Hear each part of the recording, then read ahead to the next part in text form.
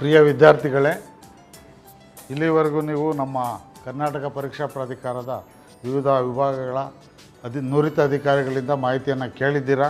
ಇಲ್ಲಿವರೆಗೂ ನೀವು ಕರ್ನಾಟಕ ಪರೀಕ್ಷಾ ಪ್ರಾಧಿಕಾರದಲ್ಲಿ ಯಾವ ರೀತಿ ಸೀಟ್ ಹಂಚಿಕೆ ಆಗ್ತದೆ, ಯಾವ ರೀತಿ ಆಪ್ಷನ್ ಎಂಟ್ರಿ ಕೊಡಬೇಕು, ಯಾವ ರೀತಿ ಪ್ರವೇಶ ಪತ್ರ ಪಡ್ಕೋಬೇಕು ನಾವು ಹಲವಾರು ವಿವರಗಳನ್ನು ಪಡೆದಿದ್ದೀರಾ. ದಯಮಾಡಿ ಎಲ್ಲ ಪೋಷಕರು, ವಿದ್ಯಾರ್ಥಿಗಳು ನೀವು ತಿಳ್ಕೋಬೇಕು, ನಿಮ್ಮ ಜೊತೆಯಲ್ಲಿ ಪೋಷಕರು ಕೂಡ ಈ ಮೂಲಕ ತಿಳ್ಕೋಬೇಕು ಅಂತೇಳಿ ನಾನು ತಿಳಿಸ್ತಾ, ಮೊದಲನೇದಾಗಿ ನಾನೀಗ ಮಾರ್ಕ್ ಅಲಾಟ್ಮೆಂಟ್ ಅಂತ ಹೇಳ್ತೇನೆ. ಮಾರ್ಕ್ ಅಲಾಟ್ಮೆಂಟ್ ಅಂತ ಹೇಳಿದರೆ ನಾವೀಗಾಗಲೇ ನೋಟಿಫಿಕೇಷನ್ನು ಕೊಟ್ಟಿರ್ತೇವೆ, ಬ್ರೋಷರ್ನಲ್ಲಿ ತಿಳಿಸಿದ್ದೇವೆ. ಮಾರ್ಕ್ ಅಲಾಟ್ಮೆಂಟ್ ಅಂದರೆ ಕನ್ನಡದಲ್ಲಿ ಅಣಕು ಹಂಚಿಕೆ ಅಂತ ಹೇಳಿದರೆ ನೀವು ಕೊಟ್ಟ ಆಪ್ಷನ್ನ ಆಧಾರದ ಮೇಲೆ ಮತ್ತು ನೀವು ಕೊಟ್ಟಂಥ ಕಾಲೇಜುಗಳ ಆಪ್ಷನ್ಗಳ ಆಧಾರವಾಗಿ ಇಟ್ಕೊಂಡು ನಾವು ಒಂದು ಹಂಚಿಕೆಯನ್ನು ಪ್ರಕಟಿಸ್ತೇವೆ. ಅದು ಹಂಚಿಕೆಯಲ್ಲಿ ಏನಿರ್ತದೆ ಅಂತ ಹೇಳಿದರೆ, ನೀವು ಹಾಕಿರ್ತಕ್ಕಂಥ ಆಪ್ಷನ್ಸ್ ಪ್ರಕಾರ ನಿಮಗೆ ಯಾವುದು ಸಿಗಬಹುದು, ಪ್ರಾಬಬಲ್ ಅಂತ ಹೇಳ್ತೀವಲ್ಲ, ಅಂಥದ್ದೊಂದು ಹಂಚಿಕೆಯನ್ನು ಹಾಕ್ತೇವೆ. ಅದನ್ನು ನೋಡಿ ನೀವು ಒಂದು ವೇಳೆ ನಿಮ್ಗೆ ಆ ಕಾಲೇಜಿನ ಇಷ್ಟ ಇಲ್ಲದೆ ಇದ್ದರೆ ಮತ್ತೆ ನಾವು ಕಾಲಾವಕಾಶ ಕೊಟ್ಟಿರ್ತೇವೆ 2 ದಿನ. ಆಗ ನೀವು ಅದನ್ನು ಬದಲಾವಣೆ ಮಾಡ್ಕೋಬೇಕು. ಬದಲಾವಣೆ ಮಾಡ್ಕೊಳ್ತಿದ್ರೆ ಅದೇ ಹಂಚಿಕೆ ಆಗೋ ಸಾಧ್ಯತೆಗಳು ಇರ್ತದೆ. ಅಣಕು ಹಂಚಿಕೆ ಅಂತ ಹೇಳಿದರೆ ಅದು ಹಂಚಿಕೆನೂ ಆಗ್ಲೂಬೋದು, ಆಗದೇನೂ ಇರ್ಬೋದು. ಆದರೆ ಅದು ಬೇಡ ಅಂದರೆ ಮಾತ್ರ ನೀವು ತಪ್ಪದೆ ಅದನ್ನು ತೆಗೆದುಹಾಕಬೇಕು. ಇಲ್ಲಾಂದರೆ ಅದೇ ಹಂಚಿಕೆ ಆಗೋ ಸಾಧ್ಯತೆ ಇರ್ತದೆ. ಅದು ಅಣಕು ಹಂಚಿಕೆ ಆದ ನಂತರ ನಿಮ್ಮ 2 ದಿನದಲ್ಲಿ ನಿಮಗೆ ಮತ್ತೆ ಆಪ್ಷನ್ ಎಂಟ್ರಿ ಇರ್ತದೆ. ಆ ನಂತರ ನಿಜವಾದ ಹಂಚಿಕೆ ಆಗ್ತದೆ. ಪ್ರಯತ್ನವನ್ನು ಮತ್ತು ನಿಮ್ಮ ಬುದ್ಧಿವಂತಿಕೆಯನ್ನು ಉಪಯೋಗಿಸಬೇಕಾದಂಥ ಭಾಳ ಮುಖ್ಯವಾದಂಥದ್ದು ಇಲ್ಲಿ. ಯಾಕೆಂತ ಹೇಳಿದರೆ, ಹಂಚಿಕೆಯನ್ನು ನೋಡಿದ ತಕ್ಷಣ ನೀವು ಚಾಯ್ಸ್ಗಳನ್ನು ಪ್ರಾರಂಭಿಸಬೇಕಾಗ್ತದೆ. ಇಲ್ಲಿ ಎಲ್ಲ ವಿದ್ಯಾರ್ಥಿಗಳು ಸ್ಪಷ್ಟವಾಗಿ ತಿಳ್ಕೋಬೇಕು, ಹಂಚಿಕೆ ಬೇರೆ, ಆಯ್ಕೆ ಬೇರೆ. ಆಪ್ಷನ್ಸ್ ಮತ್ತು ಚಾಯ್ಸ್ ಅಂತ ನಾವು ಇಂಗ್ಲೀಷ್ನಲ್ಲಿ ಹೇಳ್ತೀವಿ. ಆಪ್ಷನ್ಸ್ ಅಂದರೆ ನೀವು ಯಾವ್ಯಾವ ಕಾಲೇಜುಗಳು ಬೇಕು, ಯಾವ್ಯಾವ ಕೋರ್ಸ್ ಬೇಕು ಅನ್ನೋದನ್ನು ಕೊಡ್ತಕ್ಕಂಥದ್ದು. ಹಂಚಿಕೆ ಆದಮೇಲೆ ಚಾಯ್ಸ್ ಇರೋದು ಕೇವಲ 4. ಆಪ್ಷನ್ಸ್ಗಳು ಅಂತ ಹೇಳಿದರೆ ಸಾವಿರಾರಿದೆ. ನೀವು ಎಷ್ಟು ಕಾಲೇಜುಗಳಿದೆ, ಎಷ್ಟು ಆಪ್ಷನ್ಸ್ಗಳಿದೆ, ಅದಕ್ಕೆ ಮಿತಿ ಇಲ್ಲ. ನಮ್ಮ ಸಿಸ್ಟಮಲ್ಲಿ ಎಷ್ಟು ಬೇಕು ಅಷ್ಟನ್ನು ನೀವು ತುಂಬಬೇಕು. ಅದಕ್ಕೆ ನಾನು ವಿದ್ಯಾರ್ಥಿಗಳಿಗೆ ಮತ್ತೊಮ್ಮೆ ಹೇಳ್ತೇನೆ, ನೀವು ಎಷ್ಟು ಆಪ್ಷನ್ಸನ್ನು ತುಂಬಲಿಕ್ಕೆ ಸಾಧ್ಯ ದಯಮಾಡಿ ಅಷ್ಟು ಎಕ್ಸಾಸ್ಟಿವ್ ಲಿಸ್ಟ್ ಅಂತ ಇಂಗ್ಲೀಷ್ನಲ್ಲಿ ಹೇಳ್ತಾರೆ, ಆ ರೀತಿ ನೀವು ತುಂಬಬೇಕು.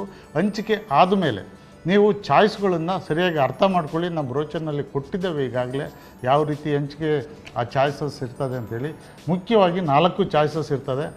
ಚಾಯ್ಸ್ ನಂಬರ್ 1 ಅಂತ ಹೇಳಿದರೆ, ನಿಮಗೆ ಹಂಚಿಕೆ ಆಗಿರ್ತಕ್ಕಂಥ ಸೀಟು ಪೂರ್ಣವಾಗಿ ಒಪ್ಪಿಗೆ ಇದ್ದರೆ, ನನಗೆ ತುಂಬ ತೃಪ್ತಿ ಇದೆ, ಇದು ನಾನು ಮುಂದಿನ ಹಂಚಿಕೆಯಲ್ಲಿ ಭಾಗವಹಿಸೋದಿಲ್ಲ ಅಂತ ಹೇಳಿದರೆ ಚಾಯ್ಸ್ 1 ಒತ್ತಬೇಕು. ಅಲ್ಲಿ 4 ಚಾಯ್ಸ್ ಇರ್ತದೆ.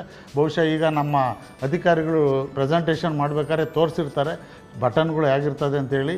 ಚಾಯ್ಸ್ 1 ಒತ್ತಿದರೆ ಅದು ನನಗೆ ಪೂರ್ಣ ತೃಪ್ತಿ ಇದೆ, ನನಗೆ ಮುಂದಿನ ಹಂಚಿಕೆಗೆ ನನಗೆ ಬೇಕಾಗಿಲ್ಲ, ನಾನು ಈ ಕಾಲೇಜಿಗೆ ಅಡ್ಮಿಷನ್ ಆಗಲಿಕ್ಕೆ ಇಚ್ಛೆ ಪಡ್ತೇನೆ ಅಂತೇಳಿ ಅರ್ಥ ಆಗ್ತದೆ. ಚಾಯ್ಸ್ 1 ಒತ್ತಿದವ್ರು ಏನು ಮಾಡಬೇಕು, ನಂತರ ನಾವು 4 ಬ್ಯಾಂಕ್ಗಳನ್ನು ಕೊಟ್ಟಿದ್ದೇವೆ ಈ ಸಾರಿ. Axis bank, state bank of Mysore, state bank of Hyderabad, ಆಮೇಲೆ ಇಂಡಿಯನ್ ಬ್ಯಾಂಕ್ ಅಂತೇಳಿ 4 ಬ್ಯಾಂಕ್ ಕೊಟ್ಟಿರ್ತೇವೆ. 4 ಬಟನ್ ಇರ್ತದೆ. ನಿಮ್ಮ ಮನೆಗಳಿಗೆ ನಿಮಗೆ ಅನುಕೂಲ ಆಗೋಂಥದ್ದು ಅಥವಾ ನೀವು ಹಣಕಾಸಿನ ವ್ಯವಹಾರ ಮಾಡ್ತಕ್ಕಂಥ ಯಾವ ಕಮರ್ಷಿಯಲ್ ಬ್ಯಾಂಕಿಗೆ ನಿಮ್ಗೆ ಹೆಚ್ಚು ಫೆಮಿಲಿಯರ್ ಇದೆಯೋ ಆ ಬ್ಯಾಂಕಿನ ಬಟನ್ ಒತ್ತಿದರೆ ಒಂದು ಚಲನ್ ಬರ್ತದೆ. ಚಲನ್ನಲ್ಲಿ ಪ್ರೀ ಪ್ರಿಂಟೆಡ್ ಚಲನ್ ಇರ್ತದೆ. ಅದರಲ್ಲಿ ನೀವೇನು ಬರೆಯೋ ಅಗತ್ಯ ಇಲ್ಲ.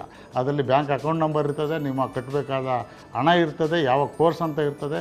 ನೀವು ಕೇವಲ ಸಹಿ ಮಾಡಿ. ಬ್ರಾಂಚಸ್ಗಳು ದೇಶಾದ್ಯಂತ ಇದ್ದಾವೆಲ್ಲ. ನೀವು ಯಾವುದೇ ಬ್ರಾಂಚಿಗೆ, ಆ ಬ್ಯಾಂಕಿನ ಬ್ರಾಂಚ್ಗೆ ಹೋಗಬೇಕು. ಸ್ಟೇಟ್ ಬ್ಯಾಂಕ್ ಒತ್ತಿಬಿಟ್ಟು ಸ್ಟೇಟ್ ಬ್ಯಾಂಕ್ ಆಫ್ ಹೈದರಾಬಾದ್ಗೆ ಹೋದ್ರೆ ಆಗೋದಿಲ್ಲ. ಆಕ್ಸಿಸ್ ಬ್ಯಾಂಕ್ ಒತ್ತಿ ನೀವು SBMಗೆ ಹೋದ್ರೆ ಆಗೋದಿಲ್ಲ. ಆದ್ದರಿಂದ ಯಾವ ಬ್ಯಾಂಕಿಗೆ ಒತ್ತುತ್ತೀರಾ ಆ ಬ್ಯಾಂಕಿನ ಯಾವುದೇ ಬ್ರಾಂಚ್ಗೆ ಹೋಗಿ ಹಣ ಪಾವತಿ ಮಾಡಿ, ಚಲನ್ ಜೊತೆಗೆ ಅಲ್ಲಿ ನಮೂದಿಸಿದಂಥ ಹಣವನ್ನು ಪಾವತಿ ಮಾಡಬೇಕು. ಅದು ಕ್ಯಾಶ್ ರೂಪದಲ್ಲೇ ಇರಬೇಕು. ಪಾವತಿ ಮಾಡಿದ ತಕ್ಷಣ ಬ್ಯಾಂಕ್ನವರು ಆ ಚಲನ್ ಮೇಲೆ ಸೀಲ್ ಹಾಕಿ ಕೊಡ್ತಾರೆ. ಆ ಚಲನ ತೆಗೆದುಕೊಂಡು ನೀವು ನಂತರ 1 ಗಂಟೆ ಬಿಟ್ಟು, ಯಾಕೆಂದರೆ ಅದು ಡಾಟಾ ನಮ್ಮ ಸರ್ವರ್ಗೆ ಫೀಡಾಗಿ ಮತ್ತೆ ಅಡ್ಮಿಷನ್ ಆರ್ಡರ್ ಜನ್ರೇಟ್ ಆಗಲಿಕ್ಕೆ ಸ್ವಲ್ಪ ಕಾಲಾವಕಾಶ ಬೇಕಾಗ್ತದೆ. ಹೀಗಾಗಿ 1 ಗಂಟೆ ನಂತರ ನೀವು ಯಾವುದೇ ಇದರಲ್ಲಿ ಅಡ್ಮಿಷನ್ ಆರ್ಡ್ರನ್ನ ಡೌನ್ಲೋಡ್ ಮಾಡಿದರೆ ಅದು ಅಡ್ಮಿಷನ್ ಆರ್ಡ್ರ್ ಬರ್ತದೆ. ಅದರಲ್ಲಿ ಪುನಃ ಮತ್ತೆ ಯಾವ ಕ್ಯಾಟಗರಿಲಿ ಹಂಚಿಕೆ ಆಗಿದೆ, ನೀವು ಯಾವ ಕ್ಯಾಟಗರಿನಲ್ಲಿ ಅರ್ಜಿ ಹಾಕಿದ್ದೀರಾ, ಮತ್ತು ಯಾವ ಕೋರ್ಸ್ಗೆ ಹಂಚಿಕೆ ಆಗಿದೆ, ಮತ್ತು ಎಷ್ಟು ಫೀಸು ನೀವು ಕಟ್ಟಿದ್ದೀರಾ, ಅದೆಲ್ಲ ಮಾಹಿತಿ ಬರ್ತದೆ. ಅದರಲ್ಲಿ 2 ಪ್ರತಿ ಬರ್ತದೆ. ಒಂದು ಕಾಲೇಜಿಗೆ ಕೊಡ್ತಕ್ಕಂಥ ಪ್ರತಿ, ಇನ್ನೊಂದು ನಿಮಗೆ ಒಂದು ಪ್ರತಿ ಇರ್ತದೆ. ಅದನ್ನು ತೆಗೆದುಕೋಬೇಕು. ಆಮೇಲೆ ಅದರಲ್ಲಿ ಭಾಳ ಮುಖ್ಯವಾಗಿ ನೀವು ಗಮನಿಸಲೇಬೇಕಾದಂತ ಹೇಳಿದರೆ, ಒಂದು ಕಡೆಯ ಅಡ್ಮಿಷನ್ ಆಗಬೇಕಾದಂಥ ಕಡೆಯ ದಿನಾಂಕ ಇರ್ತದೆ. ಆ ದಿನಾಂಕದೊಳಗೆ ಕಾಲೇಜ್ಗೆ ಹೋದರೆ ನಿಮ್ಮ ಸೀಟಲ್ಲಿ ಗ್ಯಾರಂಟಿ. ಅದು 1 ದಿನ ಲೇಟ್ ಆದರೂ ಕೂಡ ಅದು ಸಿಸ್ಟಮಲ್ಲಿ ಆಟೋಮೆಟಿಕಲಿ ಕ್ಯಾನ್ಸಲ್ ಆಗ್ತದೆ.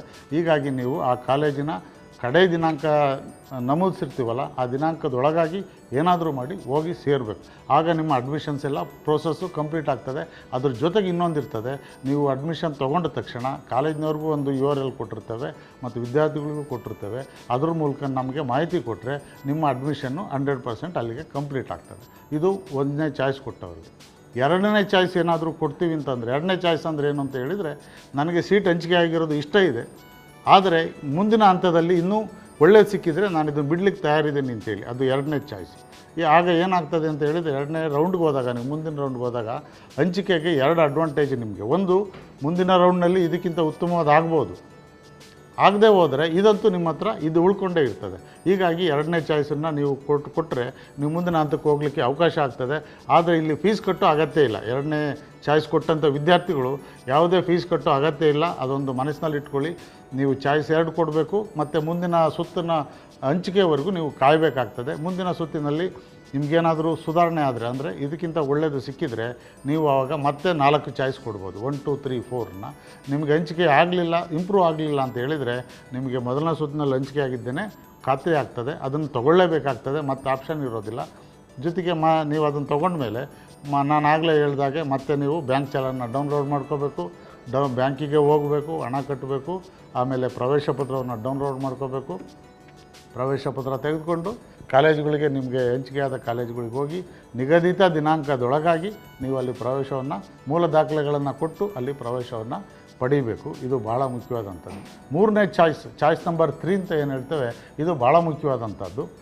ಚಾಯ್ಸ್ ನಂಬರ್ 3 ಅಂತ ಹೇಳಿದರೆ, ನಿಮಗೆ ಈಗ ಹಂಚಿಕೆ ಆಗಿರ್ತಕ್ಕಂಥ ಸೀಟು ಬೇಡವೇ ಬೇಡ, ನನಗೆ ಮುಂದಿನ ಹಂತದಲ್ಲಿ ನನಗೆ ಒಳ್ಳೆಯದು ಸಿಕ್ಕಿದರೆ ಹೋಗ್ತೇನೆ ಅಂತೇಳಿ. ಆಗ ಏನು ಮಾಡಬೇಕು ಅಂತ ಹೇಳಿದರೆ, ಮೂರನೇ ಚಾಯ್ಸ್ ಕೊಟ್ಟರೆ ನೀವು ಮುಂದಿನ ಹಂತದ ಹಂಚಿಕೆವರೆಗೂ ಕಾಯಬೇಕಾಗ್ತದೆ. ಆಮೇಲೆ 4ನೇ ಚಾಯ್ಸ್ ಕೊಟ್ಟರೆ, ಚಾಯ್ಸ್ ನಂಬರ್ 4 ಅಂತ ಹೇಳಿದರೆ, ನಿಮಗೆ ಈಗ ಹಂಚಿಕೆ ಆಗಿರೋದಲ್ಲ, ಇನ್ಯಾವತ್ತೂ CET ಅಂದರೆ ಈ ವರ್ಷದ ಮಟ್ಟಿಗೆ CET ಬೇಡ ಅಂತ ಹೇಳಿ, ನನಗೆ ಬೇರೆ ಕಾಮೆಡ್ಕೇನಲ್ಲೋ ಬೇರೆ ಎಲ್ಲೋ ಆಗಿದೆ ಅಥವಾ ಇನ್ನೇನೋ ಕಾರಣದಿಂದ ನನಗೆ ಈ ವರ್ಷ CETಗೆ ಹೋಗಲಿಕ್ಕೆ ಆಸಕ್ತಿ ಇಲ್ಲ ಅನ್ನೋ ಒಂದು ಅಭಿಪ್ರಾಯ ಬರ್ತದೆ.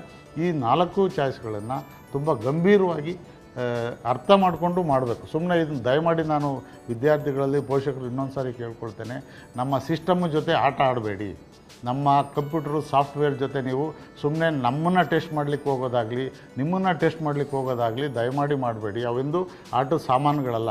ಸುಮ್ಮನೆ ಒಂದು ಸ್ಮೂತಾಗಿ ನೀವು ಬಟನ್ ಪ್ರೆಸ್ ಮಾಡಿದ್ರೂ ಕೂಡ ಅದು ಇನ್ನೊಂದು ರಿಸಲ್ಟ್ ಕೊಡ್ತದೆ. ಎಚ್ಚರಿಕೆಯಿಂದ ಹೇಳ್ತಾ ಇದ್ದೀನಿ, ಈ 4 ಚಾಯ್ಸ್ಗಳು ಎಲ್ಲ ಸುತ್ತಿನಲ್ಲೂ ಇರೋದಿಲ್ಲ.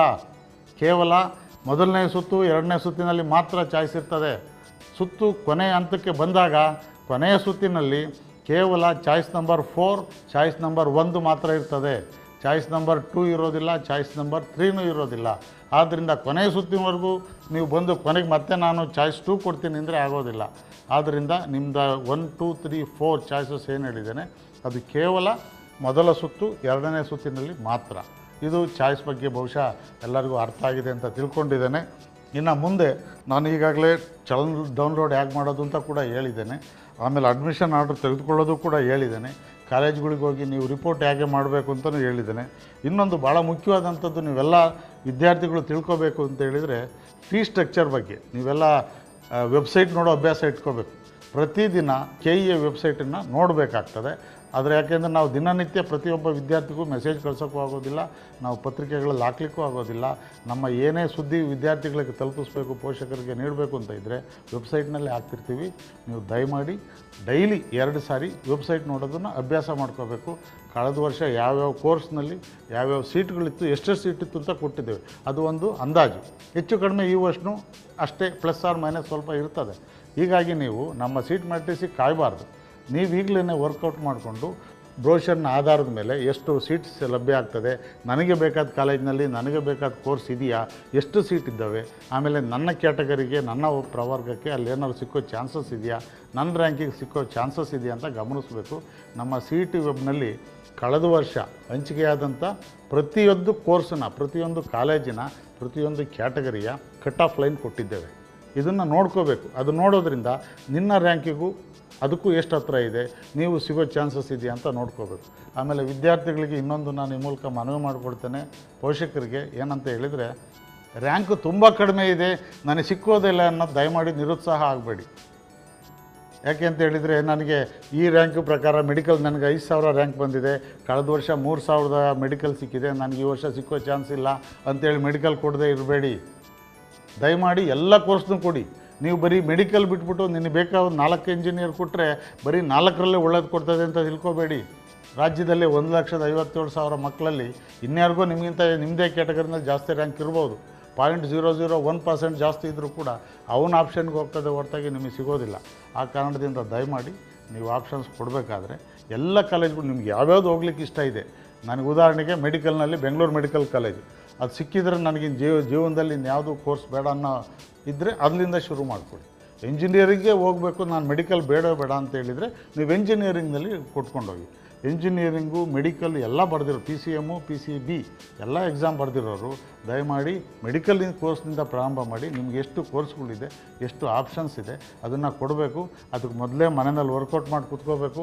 ವರ್ಕೌಟ್ ಮಾಡೋ ಮುಂಚೆ ನಿಮ್ಮ ತಂದೆ ತಾಯಿಗಳ ಜೊತೆ, ನಿಮ್ಮ ಹಿಂದಿನ ಯಾವುದಾದ್ರು ಸ್ನೇಹಿತರಿದ್ದರೆ, ನಿಮ್ಮ ಮನೆಯಲ್ಲಿ ಅಕ್ಕ ತಂಗಿಯರು ಹಿಂದಿನವರು ಅನುಭವದವರಿದ್ದರೆ ಅವರ ಅನುಭವನ ತಪ್ಪದೇ ಪಡಿ. ನೀವೆಷ್ಟೇ ಬುದ್ಧಿವಂತರಿರಲಿ, ನೀವೆಷ್ಟೇ ಕಂಪ್ಯೂಟರ್ ನಾಲೆಡ್ಜ್ ಇದ್ದರೂ ಕೂಡ ಆಪ್ಷನ್ಸ್ ಕೊಡಬೇಕಾದ್ರೆ ತಪ್ತೀರಾ.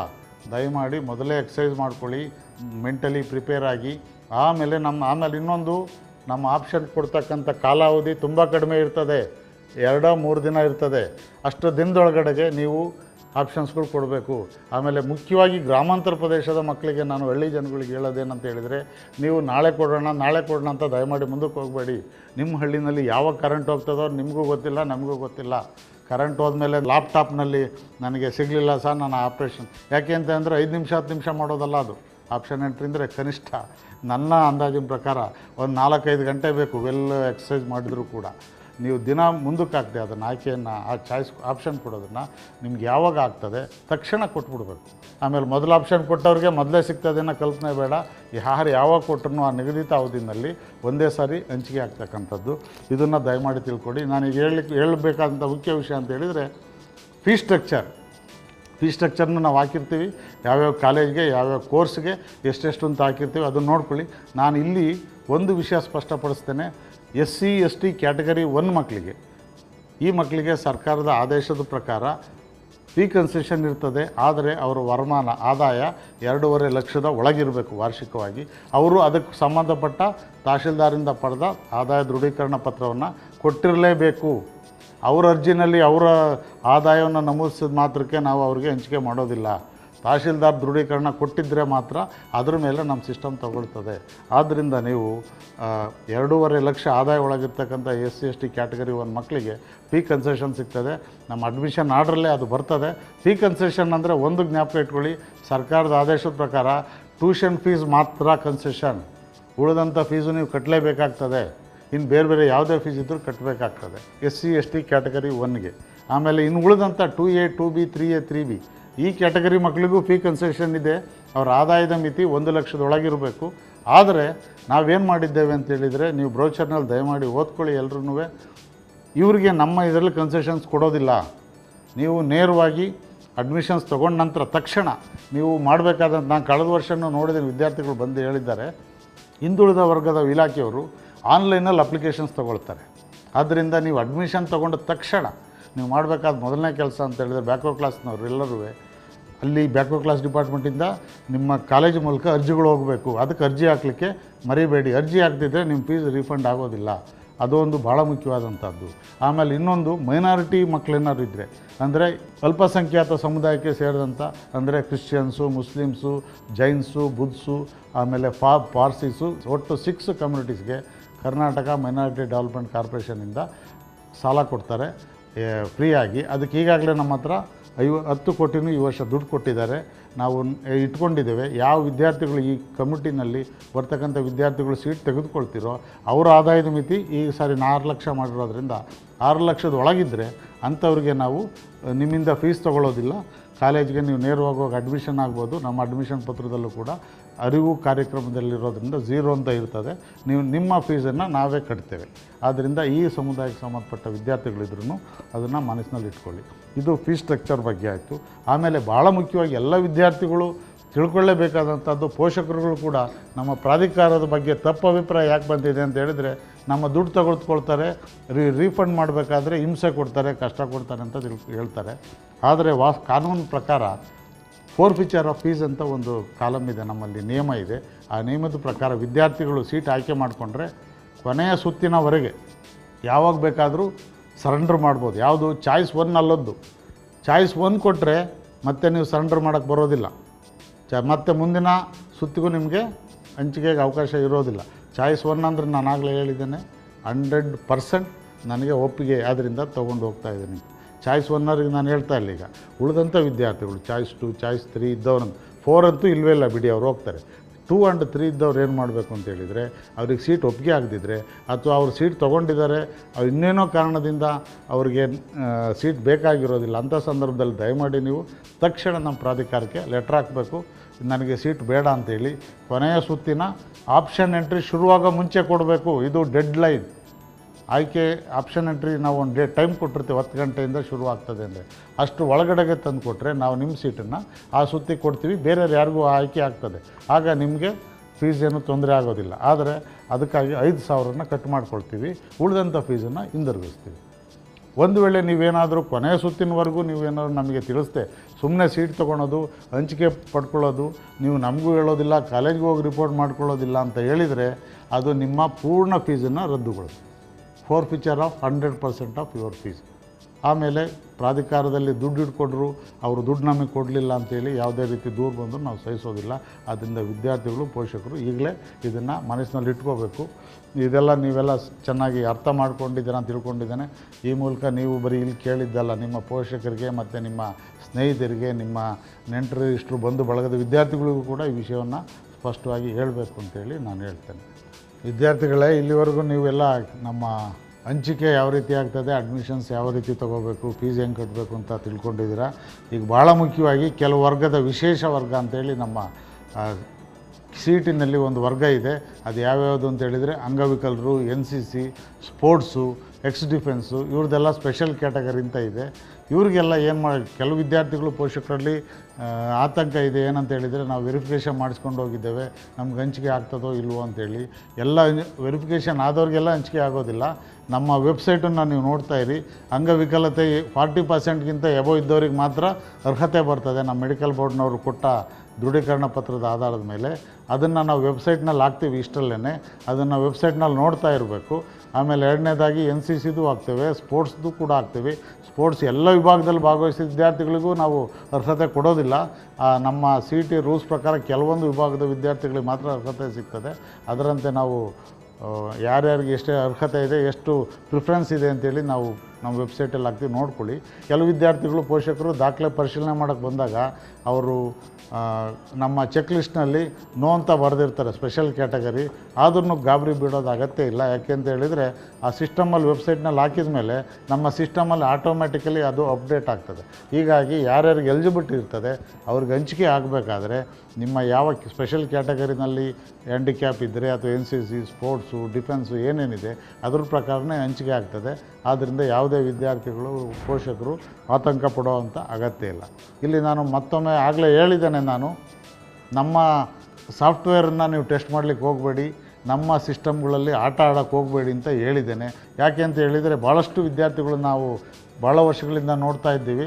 ಒಂದು ರೌಂಡ್ ಆದಾಗ ಹಂಚಿಕೆ ಆಗಿರ್ತದೆ, ಕಾಲೇಜಿಗೆ ಅಡ್ಮಿಷನ್ನು ಕೂಡ ಆಗಿರ್ತಾರೆ. ಆದರೆ ಇನ್ನೊಂದು ಸಾರಿ ಹಂಚಿಕೆ ಆದಾಗ ಸುಮ್ಮನೆ ಒಂದು ಟೆಸ್ಟ್ ಮಾಡೋದು. ಟೆಸ್ಟ್ ಮಾಡಿದರೂ ಕೂಡ ಅದೇನಾಗ್ತದೆ, ನಿಮಗೆ ಅದು ಹಂಚಿಕೆ ಆದರೆ ಆ ಗಳಿಗೆನೇ ನಿಮ್ಗೆ ಹಿಂದೆ ಹಂಚಿಕೆ ಆಗಿದ್ದ ಸೀಟು ರದ್ದಾಗ್ತದೆ, ಆಟೋಮೆಟಿಕಲಿ ರದ್ದಾಗ್ತದೆ. ಮತ್ತು ಯಾರೂ ಅದನ್ನು ಹೇಳೋಗಿಲ್ಲ.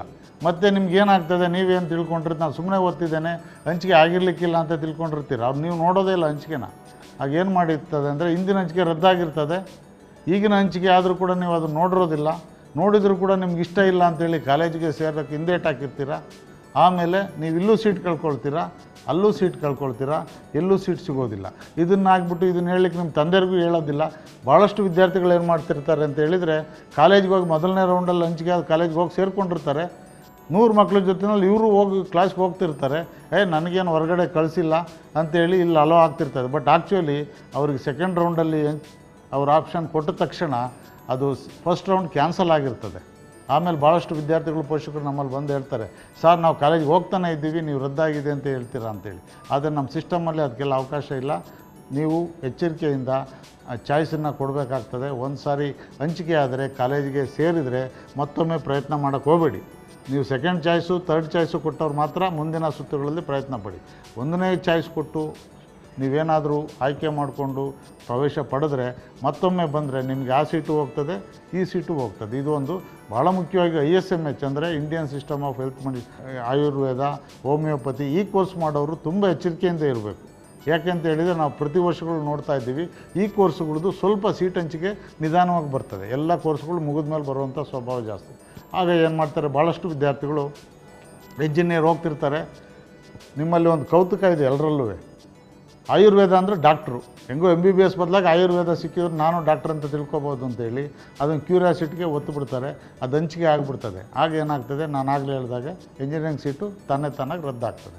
ಆಮೇಲೆ ನೀವು ISMH ಹೋಮಿಯೋಪತಿ ಉಪಯೋಗ ಇಲ್ಲ ಅಂತ ಯಾರು ಹೇಳಿದ್ರು ಅಂತೇಳಿ ಅಲ್ಲಿಗೂ ಅಡ್ಮಿಷನ್ ಆಗೋದಿಲ್ಲ. ಇಲ್ಲೂ ಕೂಡ ಇಂಜಿನಿಯರಲ್ಲಿ ನಿಮ್ಗೆ ಅಡ್ಮಿಷನ್ ಆಗಿದ್ದರೂ ಕೂಡ ಆ ಸೀಟ್ ಇರೋದಿಲ್ಲ ನಿಮಗೆ. ನಾವು ಹೀಗಾಗಿ ಏನು ಮಾಡ್ತೀವಿ, ಕಾಲೇಜಿಗೆ ಫೀಸು ಕಳಿಸೋದಿಲ್ಲ. ನೀವು ಭಾಳಷ್ಟು ವಿದ್ಯಾರ್ಥಿಗಳು ಕ್ಲಾಸ್ಗೆ ಹೋಗ್ತಾನೆ ಇರ್ತಾರೆ, ಪರೀಕ್ಷೆ ದಿನ ಅವರು ಕಾಲೇಜಿನವ್ರು ಹಿಂದಕ್ಕೆ ಕಳಿಸ್ತಾರೆ, ನಿನ್ನ ಸೀಟ್ ಇಲ್ಲ ಹೋಗು ಅಂತೇಳಿ. ಆಗ ಬಂದು ನೀವು ನಮಗೆ ಕೇಳೋದು, ನಮಗೆ ಫೀಸೇ ಹೋಗಿಲ್ವಂತೆ ಕಾಲೇಜ್ಗೆ ಅಂತ ಕೇಳ್ತಾರೆ. ನಾವು ಕಳ್ಸೋಕ್ಕೆ ಸಾಧ್ಯ ಇಲ್ಲ, ಯಾಕೆಂದರೆ ನಿಮ್ಮ ಸೀಟ್ ಅಲ್ಲಿಲ್ಲ. ಅಲ್ಲಿ ವಾಸ್ತವವಾಗಿ ನೀವು ಆಯುರ್ವೇದ ಆಯ್ಕೆ ಮಾಡ್ಕೊಂಡಿದ್ದೀರಾ, ನಿಮ್ಗೆ ಹಂಚಿಕೆ ಆಗಿದೆ, ನೀವು ಅದು ನೋಡಿಲ್ಲ ಅಥವಾ ನೋಡಿದರೂ ಕೂಡ ಕಾಲೇಜಿಗೆ ಹೋಗಿಲ್ಲ. ಇದನ್ನು ನೀವು ಅವಾಯ್ಡ್ ಮಾಡಬೇಕು. ಆದ್ದರಿಂದ ಕೊನೆ ಸುತ್ತುಗಳು ಬಂದಷ್ಟು ನಿಮ್ಮ ಚಾಯ್ಸ್ ಏನಿದೆ ಅಥವಾ ಹಂಚಿಕೆಗೆ ಆಗ್ತಕ್ಕಂಥ ಆಪ್ಷನ್ಸ್ ಕೊಡೋದೇನಿದೆ ಅದು ತುಂಬ ಸ್ಟ್ರಿಕ್ಟಾಗಿರ್ತದೆ. ಆಮೇಲೆ ಇನ್ನೊಂದು ಭಾಳ ಮುಖ್ಯವಾಗಿ ಹೇಳ್ತೇನೆ, ನಮ್ಮ ಹಿಂದಿನ ಅಧಿಕಾರಿಗಳು ಹೇಳಿರ್ಬೋದು ಅಂತ ಭಾವಿಸ್ತೇನೆ, ಆದರೂ ಮತ್ತೊಮ್ಮೆ ಹೇಳ್ತೇನೆ, ಆಪ್ಷನ್ ಕೊಡೋದು ಒಮ್ಮೆ ಮಾತ್ರ. ಆಪ್ಷನ್ಸ್ಗಳು ಫಸ್ಟ್ ರೌಂಡಲ್ಲಿ ಮಾತ್ರ ಕೊಡಬೇಕು. ಎಷ್ಟು ಬೇಕಾದರೂ ಕೊಡಿ, ಮತ್ತಿನ್ಯಾವ ಎಷ್ಟು ಸುತ್ತಾದರೂ ಮತ್ತೆ ನಿಮಗೆ ಆಪ್ಷನ್ಸ್ ಕೂಡ ಕೊಡೋದಿಲ್ಲ, ಅವಕಾಶ ಕೊಡೋದಿಲ್ಲ. ಆದರೂ ನಮ್ಮ ನಿಯಮದ ಪ್ರಕಾರ ಹೊಸ ಕಾಲೇಜ್ಗಳು ಸೇರಿದರೆ ಕೊಡ್ತೀವಿ ಅಂತ ಹೇಳ್ತೇವೆ, ಆದರೆ ಹೊಸ ಕಾಲೇಜ್ಗಳು ಸೇರುವಂಥ ಸಾಧ್ಯತೆಗಳು ತುಂಬ ಕಡಿಮೆ. ಹೀಗಾಗಿ ನಿಮ್ಮ ಆಪ್ಷನ್ಸನ್ನು ಎಷ್ಟು, ನನ್ನ ಲೆಕ್ಕದಲ್ಲಿ ಕನಿಷ್ಠ 500 ಕೊಡಬೇಕು ಒಬ್ಬೊಬ್ಬರು ಆಪ್ಷನ್ಸ್. ಎಷ್ಟು 1000 ಕೊಟ್ಟು ತೆಗೆದುಕೊಳ್ತದೆ. ಆದ್ದರಿಂದ ಆಪ್ಷನ್ಸ್ ಒಂದೇ ಸಾರಿ ಕೊಡ್ತಕ್ಕಂಥದ್ದು. ಪ್ರತಿ ರೌಂಡಲ್ಲೂ ಕೂಡ ನೀವು ಆಪ್ಷನ್ಸನ್ನು ಏನು ಮಾಡ್ಬೋದು ಅಂತ ಹೇಳಿದರೆ ತೆಗೆದುಹಾಕ್ಬೋದು, ಪ್ರಿಯಾರಿಟೈಸ್ ಮಾಡ್ಬೋದು. ಅಂದರೆ 10ನೇದು 5 ಮಾಡ್ಬೋದು, 5ನೇದು 1 ಮಾಡ್ಬೋದು, 1ನೇದು 4 ಮಾಡ್ಬೋದು. ನೀವೇನಾದ್ರು ತೆಗೆದು ಹಾಕಬೇಕು ಅಂದರೆ ಅದನ್ನು ಕೂಡ ಹೇಳಿರ್ತಾರೆ ನಮ್ಮ ಹಿಂದಿನವರು, ಅದನ್ನು 0 ಅಂತ ಮಾಡಿ ಅದು ಡಿಲೀಟ್ ಆಗ್ತದೆ. ಈ ರೀತಿನ ನೀವು ಆಪ್ಷನ್ ಕೊಡಬೇಕಾದ್ರೆ ಒಂದು ಸಾರಿ ಮಾತ್ರ ಇದೆ. ನೆಕ್ಸ್ಟ್ ರೌಂಡ್ಗಳಲ್ಲಿ ಮಾತ್ರ ಚಾಯ್ಸ್ಗಳು ಮಾತ್ರ ಕೊಡ್ಬೋದು. ಆಮೇಲೆ ಆಪ್ಷನನ್ನು ನೀವು ಎಡಿಟ್ ಮಾಡ್ಕೋಬೋದು, ಹಿಂದೆ ಮುಂದೆ ಹಾಕ್ಬೋದು, ಕೆಲವು ತೆಗೆದು ಹಾಕ್ಬೋದು, ಸೇರ್ಸೋಕ್ಕೆ ಸಾಧ್ಯ ಇಲ್ಲ. ಆದ್ದರಿಂದ ನಿಮ್ಮ ಅವಕಾಶ ಏನಿದ್ರೂ ಫಸ್ಟ್ಗೆ ಕೊಡಬೇಕು. ಆಮೇಲೆ ಇನ್ನೊಂದು ಹೇಳ್ತೇನೆ, ನಮ್ಮ ಅಧಿಕಾರಿಗಳು ಹೇಳಿರ್ತಾರೆ, ನೀವು ಆಪ್ಷನ್ಸ್ ಕೊಡಬೇಕಾದ್ರೆ ಪ್ರಿಯಾರಿಟೈಸೇಷನ್ ಅಂತ ಹೇಳ್ತೇವೆ. ಅಂದರೆ ನಿಮ್ಗೆ ಅತ್ಯಂತ ಹೆಚ್ಚು ಬೇಕಾಗಿರ್ತಕ್ಕಂಥದ್ದನ್ನು ಮೊದಲು ಹಾಕ್ಕೊಳ್ಳಿ. ಅಂದರೆ ಉದಾಹರಣೆಗೆ ಮೆಡಿಕಲ್ ಕಾಲೇಜ್ ಬೆಂಗಳೂರ್ದು ಅಂತಂದರೆ ಅದಕ್ಕೆ 100% ಅಂತ ಇಟ್ಕೊಳ್ಳಿ. 100% ಅಂತ ಇಟ್ಕೊಂಡ್ರೆ ಇನ್ನು ಅದು ಬಿಟ್ಟರೆ ಇದು ಅಂದರೆ 99.9%. ಈ ರೀತಿ degree of preference should come down. ಅವಾಗ ಏನಾಗ್ತದೆ, ನಮ್ಮ ಸಿಸ್ಟಮು ನಿಮಗೆ ಹೆಚ್ಚು ಇಷ್ಟ ಇರೋದನ್ನು ಕೊಡ್ಲಿಕ್ಕೆ ಟ್ರೈ ಮಾಡ್ತಾ ಬರ್ತದೆ. ಫಸ್ಟ್ ರೌಂಡಲ್ಲಿ ಎಲ್ಲೋ ಒಂದು ಕಡೆ ನೀವು ಕೇಳಿದ್ದಕ್ಕೆ ಸ್ಟ್ರಕ್ ಆಗಿ, ಉದಾಹರಣೆಗೆ 20ನೇ ಪಾಯಿಂಟಿಗೆ ಸ್ಟ್ರಕ್ ಆಗಿದ್ರೆ ಸೆಕೆಂಡ್ ರೌಂಡಲ್ಲಿ 21ನೇದಕ್ಕೆ ಹೋಗೋದಿಲ್ಲ, 20ರ ಮೇಲಕ್ಕೆ ಹೋಗ್ತದೆ. ಆದ್ದರಿಂದ ನೀವು ಮೊದಲೇ ಆಪ್ಷನ್ಸು ಚೆನ್ನಾಗಿ ಪ್ರಿಯಾರಿಟೈಸೇಷನ್ ಮಾಡಿದರೆ ಮಾತ್ರ ಚೆನ್ನಾದ ಕಾಲೇಜ್ಗಳು ಸಿಗ್ತದೆ. ಕಣ್ಣು ಮುಚ್ಕೊಂಡು ಯಾವ್ಯಾವುದೋ ಬೇಕಾಬಿಟ್ಟು ಕೊಟ್ಟರೆ ಉಪಯೋಗ ಇಲ್ಲದ ಕಾಲೇಜ್ ನೀವು ಮೊದಲೇ ಕೊಟ್ಟಿದ್ದರೆ ಅದು ಯಾರೂ ಕೇಳಿರೋದಿಲ್ಲ, ಯಾರೋ ಬಕ್ರಾ ಸಿಕ್ಕಿದ ಅಂತೇಳಿ ಮೊದಲು ಕೊಟ್ಟುಬಿಡ್ತದೆ ಸಿಸ್ಟಮ್. ಆದ್ದರಿಂದ ನೀವು ಟ್ರೈ ಟು ಬಿಕಮ್ ಬಕ್ರಾ ಆಫ್ ಅವರ್ ಸಾಫ್ಟ್ವೇರ್. ಆದ್ದರಿಂದ ನೀವು ಸಿಸ್ಟಮ್ಯಾಟಿಕ್ಕಾಗಿ ಕೊಡಬೇಕು. ಆಮೇಲೆ ಇನ್ನೊಂದು ಭಾಳ ಮುಖ್ಯವಾಗಿ ಹೇಳಬೇಕು ಅಂತ ವಿಚಾರ, ದಾಖಲೆಗಳನ್ನು ಹಿಂದೆ ಪಡಿತಕ್ಕಂಥದ್ದು. ಭಾಳಷ್ಟು ವಿದ್ಯಾರ್ಥಿ ಪೋಷಕರು ನಾವು ನೋಡಿದ್ದೇವೆ, ಕಾಲೇಜುಗಳಿಗೆ ಹೋಗಿ ಸೇರಿಕೊಳ್ತಾರೆ, ಇನ್ನೊಂದು ಕಾಲೇಜುಗಳಲ್ಲಿ ಆಪ್ಷನ್ ಕೊಡ್ತಾರೆ. ಹಂಚಿಕೆ ಆದಾಗ ಸರ್ ಆ ಕಾಲೇಜಿನವ್ರು ನಮಗೆ ದಾಖಲೆ ಕೊಡ್ತಾ ಇಲ್ಲ, ಹಾಗೆ ಹೀಗೆ ಹಿಂಸೆ ಕೊಡ್ತಾ ಇದ್ದಾರೆ, ತೊಂದರೆ ಕೊಡ್ತಾ ಇದ್ದಾರೆ ಅಂತ ಕಂಪ್ಲೇಂಟ್ ಮಾಡ್ತಾರೆ. ನಾವು ಅವ್ರ ಮೇಲೆ ಯಾವುದು ಕಾಲೇಜುಗಳಿಗೆ ನಿರ್ದೇಶನ ಕೊಡೋಕ್ಕಾಗಲ್ಲ. We can request the colleges not to harass the students and to hand over the documents as well free ಅಂತ ನಾವು ಹೇಳ್ತೇವೆ ಅಷ್ಟೇ. ಆದರೆ ಪೂರ್ಣವಾಗಿ ಇನ್ನೊಂದು ಸಾರಿ ಒತ್ತಿ ಹೇಳ್ತೇನೆ, ವಿದ್ಯಾರ್ಥಿ ಪೋಷಕರುಗಳಿಗೆ ಒಂದು ಸಾರಿ ಹಂಚಿಕೆ ಆದರೆ ಚಾಯ್ಸ್ 1 ಕೊಟ್ಟ ಮೇಲೆ, ಕಾಲೇಜಿಗೆ ಸೇರಿದ ಮೇಲೆ ಮತ್ತೆ ನೀವೇನಾದರೂ ಆಪ್ಷನ್ಸ್ ಕೊಟ್ಟು ಆಯ್ಕೆ ಮಾಡಿಕೊಂಡ್ರೆ ಪೂರ್ಣ ಜವಾಬ್ದಾರಿ ನಿಮ್ಮದೇ. ಕಾಲೇಜಿನಲ್ಲಿ ದಾಖಲೆಗಳು ಪಡೆಯೋದ್ರಿಂದ ಹಿಡಿದು ಅವ್ರು ಬೇರೆ ಬೇರೆ ರೀತಿ ತೊಂದರೆಗಳು ಕೊಡ್ತಾರೆ. 4 ವರ್ಷದ ಫೀಸ್ ಕಟ್ಟಿಂತಾರೆ, ಬೇರೆ ಬೇರೆ ಫೀಸ್ ಕಟ್ಟಿಂತಾರೆ, ತುಂಬ ತೊಂದರೆ ಕೊಡ್ತಾರೆ. ಯಾಕೆ ಅಂತ ಹೇಳಿದ್ರೆ ನಿಮ್ಮ ಸೀಟ್ ಬಿಟ್ಟೋದ್ರೆ ಮತ್ತೆ ಸೀಟ್ ಅವ್ರಿಗೆ ಸಿಗೋದಿಲ್ಲ ಅನ್ನೋ ಒಂದು ಅರ್ಥದಲ್ಲಿ ಅವ್ರು ಬೇರೆ ಏನಾದ್ರು ಮಾಡ್ಕೊಳ್ಳಿ. ನೀವು ಮಾತ್ರ ಒಂದು ಸಾರಿ ಆಯ್ಕೆ ತೊಗೊಂಡ್ಮೇಲೆ ಅಡ್ಮಿಷನ್ ಪಡೆದ ಮೇಲೆ ಮತ್ತೆ ಇನ್ನೊಂದು ಆಯ್ಕೆ ಕೊಡ್ಬೇಕಾದ್ರೆ ತುಂಬ ಎಚ್ಚರಿಕೆಯಿಂದ ವಹಿಸಿ. ಅದಕ್ಕೆ ಮುಂಚೆ ಕಾಲೇಜಿನ ಜೊತೆ ಮಾತಾಡಿಕೊಂಡು ದಾಖಲೆಗಳನ್ನ ಕೊಡ್ತದೆ ಅಂತ ಕನ್ಫರ್ಮ್ ಮಾಡ್ಕೊಂಡು. ಯಾಕೆಂದರೆ ನಾನು ಹೇಳ್ತಿರೋದು ನಿಮಗೆ ಅಡ್ಮಿಷನ್ ಟೈಮ್ ತುಂಬ ಶಾರ್ಟ್ ಇರ್ತದೆ. ನೆಕ್ಸ್ಟ್ ರೌಂಡ್ ಹೋದಾಗ ಇಲ್ಲ ಹಂಚಿಕೆ ಆದ ತಕ್ಷಣ 2 ದಿನದಲ್ಲಿ ಇರ್ತದೆ. ನೀವು ಕಾಲೇಜ್ಗೆ ಹೋಗಬೇಕು, ದಾಖಲೆಗಳನ್ನು ತೆಗೆದುಕೋಬೇಕು. ಬೆಂಗಳೂರಿನಲ್ಲಿ ಇರ್ತೀರ, ಎಲ್ಲ ಗುಲ್ಬರ್ಗ ಕಾಲೇಜಲ್ಲಿ ಆಗಿದ್ದು ನೀವು ಹೋಗ್ಲಿಕ್ಕೆ ಒಂದು ದಿನ ಬೇಕು, ಬರಲಿಕ್ಕೆ ಒಂದು ದಿನ ಬೇಕು. 2 ದಿನದಲ್ಲಿ ಅಲ್ಲಿ ಹೋಗಬೇಕು, ಮತ್ತು ನೆಕ್ಸ್ಟ್ ಸೇರಬೇಕಾದ್ರೆ ಇನ್ನೊಂದು ಮೈಸೂರಿಗೆ ಹೋಗಿ ಸೇರಬೇಕಾಗ್ತದೆ. ಈ ಥರ ಕರ್ನಾಟಕ ರಾಜ್ಯದ ಎಲ್ಲ ಕಾಲೇಜುಗಳಿಗೂ ಹಂಚಿಕೆ ಆಗೋದ್ರಿಂದ ನಿಮ್ಗೆ ಎಲ್ಲಿ ಹಂಚಿಕೆ ಆಗ್ತದೆ ಅಂತ ಗೊತ್ತಿರೋದಿಲ್ಲ. ಈ ಕಾರಣದಿಂದ ನೀವು ಫಸ್ಟ್ ಹಂಚಿಕೆ ಆಗಿ ನೀವು ಚಾಯ್ಸ್ ಕೊಟ್ಟು ಪ್ರವೇಶ ಪಡೆದ ಮೇಲೆ ಎಚ್ಚರಿಕೆಯಿಂದ ಮುಂದುವರಿಬೇಕು ಅಂತೇಳಿ ಮತ್ತೊಮ್ಮೆ ಹೇಳ್ತೇನೆ. ಇಲ್ಲಾಂದರೆ ದಾಖಲೆಗಳು ತಗೊಳ್ಳೋದ್ರಲ್ಲಿ ತೊಂದರೆ ಆಗ್ತದೆ. ಅವ್ರು ಇನ್ ಟೈಮಲ್ಲಿ ಕೊಡದೆ ಹೋದರೆ ಅಥವಾ ಅವ್ರು ಕೇಳಿದಷ್ಟು ಫೀಸ್ ನೀವು ಕೊಡದೆ ಹೋದರೆ ಅವ್ರು ದಾಖಲೆ ಕೊಡೋದಿಲ್ಲ. ನೀವು ಆ ಕಾಲೇಜ್ಗೆ ಇನ್ ಟೈಮಲ್ಲಿ ಹೋಗ್ಲಿಕ್ಕೆ ಆಗೋದಿಲ್ಲ. ಕೊನೆಗೆ ಈ ಸೀಟು ಇಲ್ಲ, ಆ ಸೀಟು ಇಲ್ಲ ಆಗ್ತದೆ. ಇಷ್ಟನ್ನು ನೀವು ಎಚ್ಚರಿಕೆಯಿಂದ ನೋಡ್ಕೋಬೇಕು. ಬಹುಶಃ ನಾವು ವಿದ್ಯಾರ್ಥಿಗಳು ಮತ್ತು ಪೋಷಕರುಗಳಿಗೆ ನಮ್ಮ ಕರ್ನಾಟಕ ಪರೀಕ್ಷಾ ಪ್ರಾಧಿಕಾರದಲ್ಲಿ ಯಾವ ರೀತಿ ಆಯ್ಕೆ ಮಾಡ್ಕೋಬೇಕು, ಯಾವ ರೀತಿ ಹಂಚಿಕೆ ಆಗ್ತದೆ, ಯಾವ ರೀತಿ ಚಾಯ್ಸ್ಗಳನ್ನ ಎಚ್ಚರಿಕೆಯಿಂದ ಕೊಡಬೇಕು, ಅಂತಿಮವಾಗಿ ಪ್ರವೇಶ ಪಡೆಯುವವರೆಗೂ ಏನೇನು ಎಚ್ಚರಿಕೆ ವಹಿಸಬೇಕು ಅಂತೇಳಿ ಎಲ್ಲ ನಿಮಗೆಲ್ಲ ಮನವರಿಕೆ ಆಗಿದೆ ಅಂತ ತಿಳ್ಕೊಳ್ತೇನೆ. ನೀವು ಮತ್ತೊಮ್ಮೆ ಹೇಳ್ತಾ ಇದ್ದೀನಿ, ನಿಮ್ಮ ಜೀವನ ಇದ್ರ ಮೇಲೆ ಇರ್ತದೆ. ನೀವು ಸರಿಯಾಗಿ ನೀವು ಎಷ್ಟೇ ಬುದ್ಧಿವಂತರು ಇರ್ಬೋದು, ಬುಕ್ ವರ್ಮ್ ಇರ್ಬೋದು, 99% ಫಿಸಿಕ್ಸು, ಮ್ಯಾಥಮೆಟಿಕ್ಸ್ 98 ಇರ್ಬೋದು, ಆದರೆ ಕಾಮನ್ ಸೆನ್ಸ್ ಉಪಯೋಗಿಸ್ದಲ್ಲೇ ಮತ್ತು ನಮ್ಮ ಸಿಸ್ಟಮನ್ನು ಸರಿಯಾಗಿ ಅರ್ಥ ಮಾಡ್ಕೊಳ್ತಿದ್ರೆ ನಿಮ್ಮ ಇಂಟೆಲಿಜೆನ್ಸು ಬಿಗ್ ಝೀರೋ ಆಗ್ತದೆ. ನಿಮ್ಮ ಭವಿಷ್ಯಕ್ಕೆ ಭಾರಿ ಹೊಡೆತ ಬರ್ತದೆ. ನೀವು ಮೆಡಿಕಲ್ ಆಗಬೇಕು ಅಂತ ಆಸೆ ಇದ್ದು ರ್ಯಾಂಕ್ ಟಾಪ್ ಸಿಗುವಂಥ ಅವಕಾಶ ಇದ್ದರೂ ಕೂಡ ನೀವು ಸರಿಯಾಗಿ ಆಪ್ಷನ್ಸ್ ಕೊಡದೆ ಹೋದರೆ ನಿಮಗೆ ಇಷ್ಟ ಇಲ್ಲದ ಕೋರ್ಸ್ ಸಿಗ್ಬೋದು, ಕಾಲೇಜ್ ಸಿಗ್ಬೋದು. ಆದ್ದರಿಂದ ನೀವು ದಯಮಾಡಿ ನಮ್ಮ ಸಿಸ್ಟಮನ್ನು ಅರ್ಥ ಮಾಡ್ಕೊಳ್ಳಿ. ಬ್ರೋಷರ್ನ ಕೊಟ್ಟಿರೋದನ್ನು 1 ಸಾರಿ ಅಲ್ಲ 4 ಸಾರಿ ಓದಿ. ನಾವು ಇಷ್ಟು ಓದಿದ್ರು ನಮಗೆ ಒಂದೊಂದು ಸಾರಿ ಅನುಮಾನ ಬರ್ತದೆ. ನೀವು 1 ಸಾರಿ ಇಲ್ಲ 10 ಸಾರಿ ಓದ್ಕೊಳ್ಳಿ.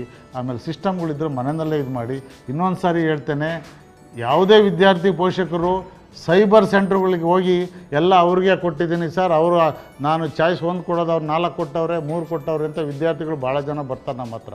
ಪೋಷಕರು ನೀವು ಪರ್ಸನಲ್ ಇಂಟ್ರೆಸ್ಟ್ ತಗೊಂಡು ನಿಮ್ಮ ಕಣ್ಣು ದೃಷ್ಟಿನಲ್ಲಿ ನೋಡಿಕೊಂಡು ಆಪ್ಷನ್ಸ್ ಕೊಡಿಸ್ಬೇಕೆ ಹೊರತಾಗಿ ನೀವು ಯಾರಿಗೋ ಕೊಟ್ಟು ಬಂದರೆ ಅವರು ನಿಮಗೆ. ಆಮೇಲೆ ಇನ್ನೊಂದು ಭಾಳ ಮುಖ್ಯವಾದ್ದು, ನಮ್ಮ ಅಧಿಕಾರಿಗಳು ಹೇಳಿದಾರೋ ಇಲ್ವೋ, ಸೀಕ್ರೆಟ್ ಕೀ ಅಂತ ಒಂದು ಕೊಟ್ಟಿರ್ತೇವೆ. ಅವರು ಬಹುಶಃ ಎಲ್ಲ ಹೇಳಿರ್ತಾರೆ. ಈ ಸೀಕ್ರೆಟ್ ಕೀನ ನೀವು ನಿಮ್ಮ ತಂದೆ ಹೆಚ್ಚು ಅಂದರೆ ಅಷ್ಟೇ, ಇನ್ಯಾರಿಗೂ ಕೊಡ್ಕೊಡ್ದು. ನಿಮ್ಮ ಹಿತಶತ್ರುಗಳಿರ್ತಾರೆ. ನಿಮಗೆ ಸೀಟ್, ನೀವು ರ್ಯಾಂಕ್ ಬಂದಿರ್ತೀರ, ನಿಮಗೆ ಆ ಒಳ್ಳೆ ಕಾಲೇಜ್ ಸೀಟ್ ಸಿಗೋದು ನಿಮ್ಮ ಹತ್ರದವ್ರಿಗೆ ಯಾರಿಗೋ ಬೇಡವಾಗಿರ್ತದೆ. ನೀವೇನಾದರೂ ಆ ಸೀಕ್ರೆಟ್ ಕೀ ಕೊಟ್ಟರೆ ಅದನ್ನು ಉಪಯೋಗಿಸ್ಕೊಂಡು ನಿಮಗೆ ಇಷ್ಟ ಇಲ್ಲದ ಆಪ್ಷನ್ಸ್ ಕೊಡ್ತಾರೆ. ಹೀಗಾಗಿ ಹಂಚಿಕೆ ಆದರೂ ಕೂಡ ನಿಮಗೆ ಉಪಯೋಗ ಆಗೋದಿಲ್ಲ. ಆದ್ದರಿಂದ ಆ ಸೀಕ್ರೆಟ್ ಕೀನ ಜೋಪಾನ ಉಪಯೋಗಿಸ್ಕೊಳ್ಳಿ. ಅದನ್ನು ನೀವು ಎಲ್ಲಾದರೂ ಒಂದು ಕಡೆ ಬರೆದಿಟ್ಕೊಳ್ಳಿ. ಮರೆತರೂ ಕೂಡ ಅದು ಇರೋ ಹಂಗೆ. ಆಮೇಲೆ ಯಾರಿಗೂ ಅದ್ರ ಬಗ್ಗೆ ಮಾಹಿತಿ ಕೊಡಬೇಡಿ. ನೀವು ನಿಮ್ಮ ತಂದೆ ಅಥವಾ ನಿಮ್ಮ ಅಣ್ಣ ಅಥವಾ ಇವರು ಕೊಡಬೇಕು. ಇಷ್ಟನ್ನು ನೀವು ಜೋಪಾನವಾಗಿ ಗಮನಿಸಿದ್ರೆ ಅಂತ ತಿಳ್ಕೊಂಡಿದ್ದೇನೆ. ಇನ್ನು ಮುಂದೆ ವಿದ್ಯಾರ್ಥಿಗಳಿಂದ ಯಾವತ್ತೂ ಕೂಡ ನಮ್ಮ ಸಿಸ್ಟಮ್ಮು CET-ಯಿಂದ ಅಳವಡಿಸಿರೋ ಸಾಫ್ಟ್ವೇರು ಇಡೀ ಪ್ರಪಂಚಾದ್ಯಂತ ಹೆಸರುವಾಸಿಯಾಗಿದೆ. ನಮ್ಮಲ್ಲಿ ಇರ್ತಕ್ಕಂಥ ಈ ಟ್ರಾನ್ಸ್ಪರೆನ್ಸಿ ಮತ್ತು ನಮ್ಮ ಇರ್ತಕ್ಕಂಥ ಪರ್ಫೆಕ್ಷನ್ ಇಡೀ ದೇಶದಲ್ಲೇ ಹೆಸರುವಾಸಿಯಾಗಿದೆ. ಆದ್ದರಿಂದ ನಮ್ಮ ರಾಜ್ಯದ ವಿದ್ಯಾರ್ಥಿಗಳು ಗ್ರಾಮಾಂತರ ಪ್ರದೇಶದವರು ಸರಿಯಾಗಿ ಅರ್ಥ ಮಾಡಿಕೊಂಡ್ರೆ ಇದಿನ್ನೂ ಉಪಯೋಗ ಆಗ್ತದೆ. 100ಕ್ಕೆ 100 ಭಾಗ ಸಾರ್ಥಕತೆ ಪಡೀತದೆ ಅಂತೇಳಿ ಭಾವಿಸ್ತೇನೆ. ಆದ್ದರಿಂದ ಇದನ್ನು ಉಪಯೋಗಿಸ್ಕೊಂಡು ನಿಮ್ಮ ಭವಿಷ್ಯವನ್ನು ರೂಪಿಸ್ಕೊಳ್ಳಿ.